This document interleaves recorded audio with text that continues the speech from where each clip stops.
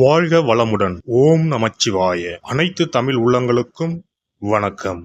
2025ஆம் ஆண்டு மார்ச் மாதம் நடைபெறவுள்ள சனி பெயர்ச்சியால் எந்தெந்த ராசிக்காரர்களுக்கு 7.5 சனி, அஷ்டம சனி, கண்டக சனி, அர்த்தாஷ்டம சனி நடைபெறப் போகிறது. இதனால் மேசம் முதல் மீனம் வரை 12 ராசிகளுக்கு 2025இல் எப்படி இருக்கும் என்பதனை பற்றி விரிவாக காண்போம். நீண்ட நாட்களாக தனது கும்பராசியில் அமர்ந்திருந்த சனி பகவான் தற்போது கும்பராசியில் இருந்து வெளியேறி குரு பகவானின் ஆதிக்கத்தில் உள்ள மீனராசியில் பிரவேசிக்க உள்ளார். திருக்கணித பஞ்சாங்கத்தின்படி 2025ஆம் ஆண்டு மார்ச் மாதம் 29ஆம் தேதி இரவு 9:44 கும்பராசியில் உள்ள புரட்டாதி நட்சத்திரம் 3ஆம் பாதத்தில் இருந்து மீனராசியில் உள்ள புரட்டாதி நட்சத்திரம் 4ஆம் பாதத்திற்கு பெயர்ச்சியாக உள்ளார். முதலில் நாம் காண இருப்பது 7.5 சனி.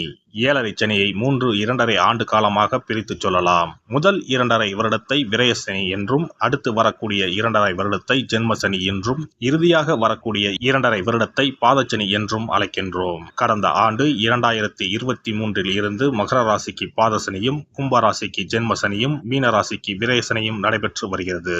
இனி வரக்கூடிய சனி பெயர்ச்சியால் மேச ராசிக்காரர்களுக்கு 7.5 சனி ஆரம்பித்து அடுத்த 2.5 வருடம் விரயசனி நடைபெற உள்ளது.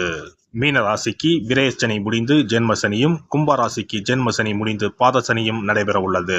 மகர ராசிக்காரர்கள் 7.5 சனியில் இருந்து முழுமையாக விடுதலை அடைய உள்ளீர்கள். ராசிக்கு 4ஆம் இடத்திற்கு சனி பகவான் வரும் பொழுது நடைபெறுவது அர்த்தாஷ்டம சனியாகும். ராசிக்கு 7இல் சனி பகவான் வரும்போது நடைபெறுவது கண்டக சனியாகும். ராசிக்கு 8இல் சனி பகவான் வரும்போது அஷ்டம சனி நடைபெறும். வரும் சனி பெயர்ச்சியின் போது மகரம், கடகம், விருச்சிக ராசிக்காரர்கள் சனியின் பாதிப்பில் இருந்து விடுபட உள்ளீர்கள். மேச ராசிக்கு விரயச்சனியும், ரிஷப ராசிக்கு லாபச்சனியும், மிதுன ராசிக்கு கர்மச்சனியும், கடக ராசிக்கு பாக்கியச்சனியும் நடைபெறப் போகிறது.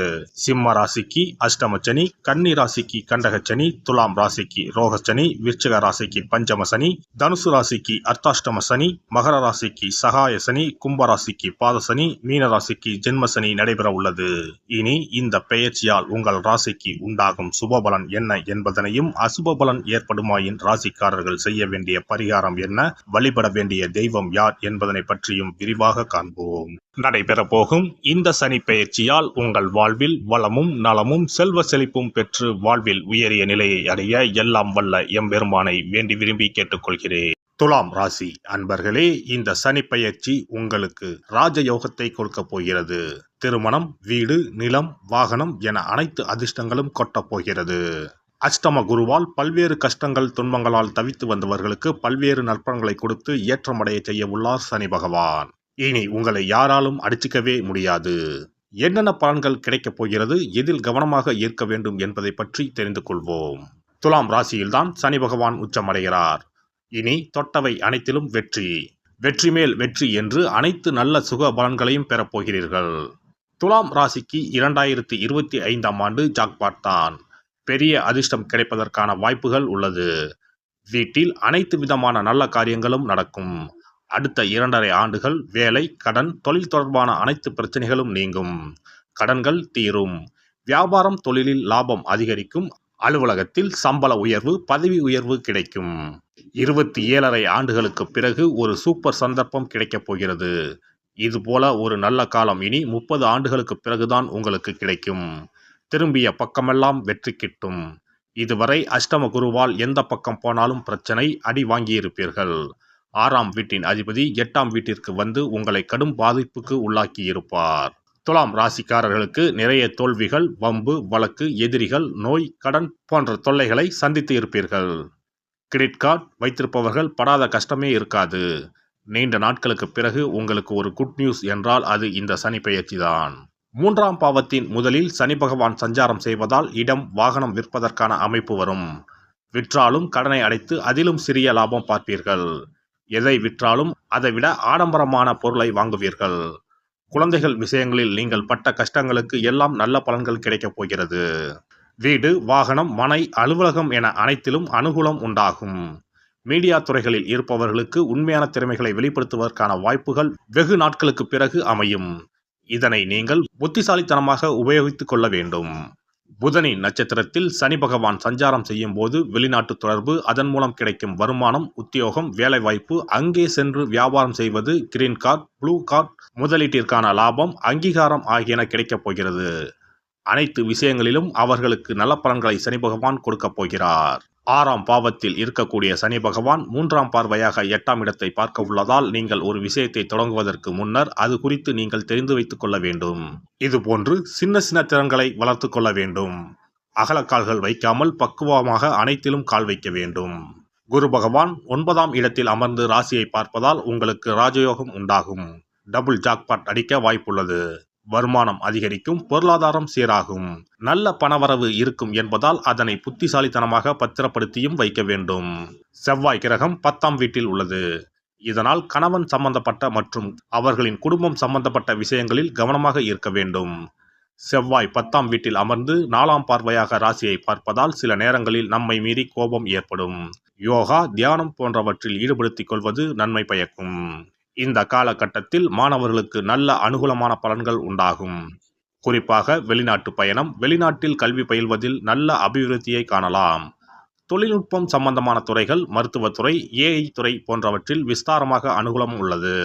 துலாம் ராசிக்காரர்களை பொறுத்தவரை சனி பெயர்ச்சிக்கு எந்த ஒரு பரிகாரமும் தேவையில்லை. ஆஞ்சநேயர் வழிபாடு, மகாவிஷ்ணு வழிபாடு நன்மையை கொடுக்கும்.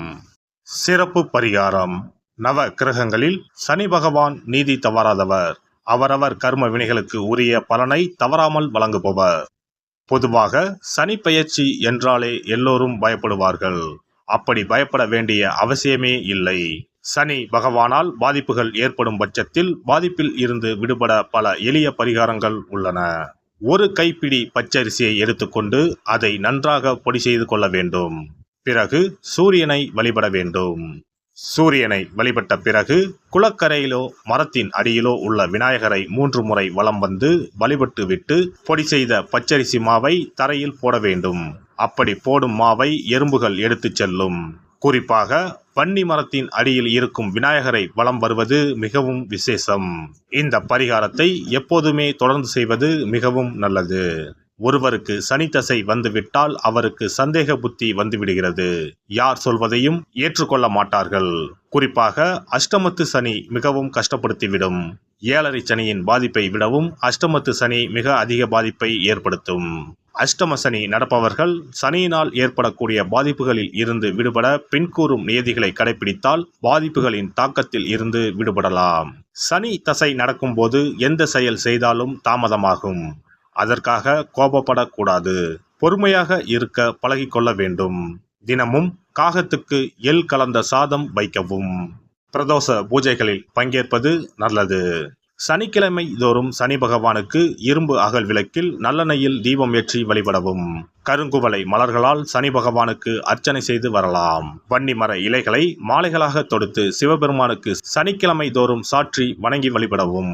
சனிக்கிழமை அன்று அசைவ உணவு கண்டிப்பாக சாப்பிடக்கூடாது. சனிக்கிழமை தோறும் நல்லெண்ணெய் குளியல் செய்தால் கெடுதல் குறையும். விநாயகர் வழிபாடு செய்யலாம். அனுமன் வழிபாடு சனி பகவானின் தொல்லைகளை குறைக்கும்.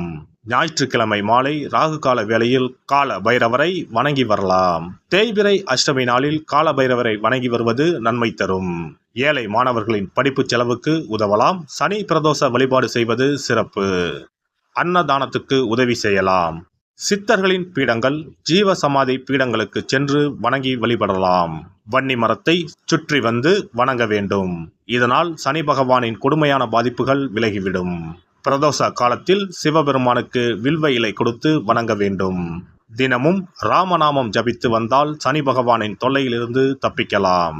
கால்கள் இல்லாமல் நடக்க இயலாதவர்களுக்கு இயன்ற உதவியை செய்யலாம். இந்த வழிமுறைகளை முறையாக கடைபிடித்து சனியினால் ஏற்படக்கூடிய பாதிப்புகளின் தாக்கத்தில் இருந்து விடுபடலாம்.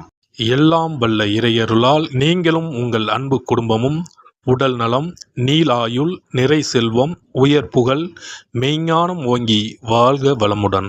இந்த வீடியோ பதிவு உங்களுக்கு பிடித்திருந்தால் லைக் பண்ணுங்க, கமெண்ட் பண்ணுங்க, ஷேர் பண்ணுங்க, மறக்காம சப்ஸ்கிரைப் பண்ணுங்க, பக்கத்துல இருக்கிற பெல் பட்டனை கிளிக் பண்ணுங்க. நன்றி, வணக்கம். ஓம் நமச்சிவாய. சிவாய நம.